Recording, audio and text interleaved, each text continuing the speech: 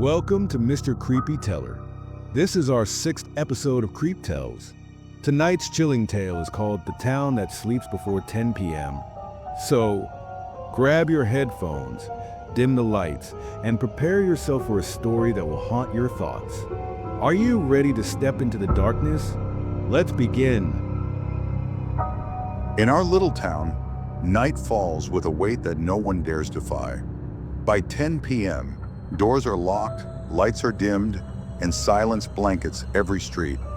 Even the stray dogs retreat into hiding. It's as if sleep is a sacred ritual, and breaking it comes at an unspeakable cost. When I was a child, I never understood it. Why does everyone go to bed so early? I would ask my parents. They always gave the same hollow reply. That's just how it's always been. But curiosity lingered in my mind, festering with every passing year. The more I noticed the eerie stillness of our nights, the stronger the urge to question grew. The adults whispered sometimes, thinking I couldn't hear. "He stayed up," one voice murmured, "never woke up again." They'd hush when they saw me listening, but the seed had already been planted. One night I decided to uncover the truth myself. The routine went as usual. Dinner at 7, TV until 9, lights out by 10. But unlike every other night, I didn't drift off to sleep. I lay in bed, eyes closed, heart racing, listening to the thick silence that pressed against the house. It was unlike any quiet I'd ever known, heavy and alive. When the clock struck 10, the world became utterly still. Not a creak, not a whisper, just silence. Slowly, cautiously, I opened my eyes. Every sound, my breath, my heartbeat, seemed deafening. I crept out of bed, my feet barely making a sound against the floor. My parents' room was down the hall. I peeked in, finding them deep in slumber, their faces serene.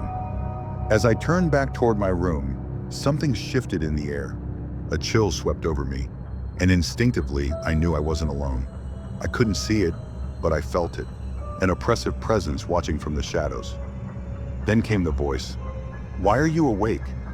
My breath caught in my throat.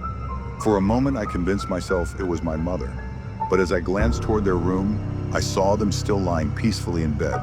The voice grew louder, angrier. "You were supposed to be asleep." My blood turned to ice. Emerging from the darkness was a figure, tall and skeletal, skin pulled tight over its frame, and where a face should have been, there was only a swirling void. "You should have stayed asleep." Terror surged through me and I ran.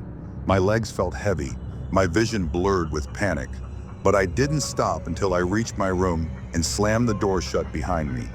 The pounding started immediately, fists or something worse hammering against the wood, shaking the door with every blow.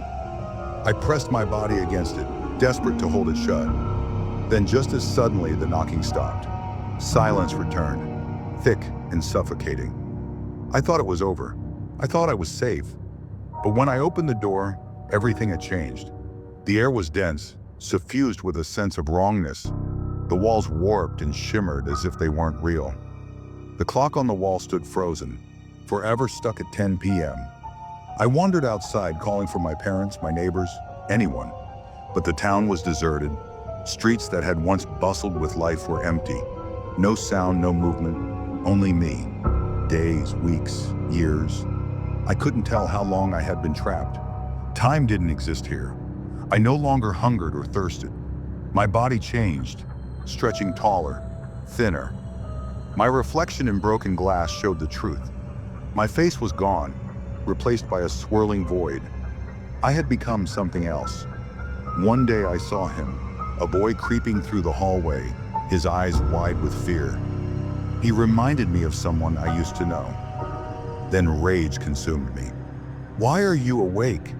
His terror mirrored my own from that long ago night. But now I understood. I wasn't the curious boy anymore. I had become the guardian of the night, the enforcer of sleep. And now it's my duty to ensure no one else stays awake beyond 10 p.m. If you enjoy listening to episodes like this, please consider liking, sharing, and subscribing to the channel. Your support helps us continue bringing you spine-chilling stories like these.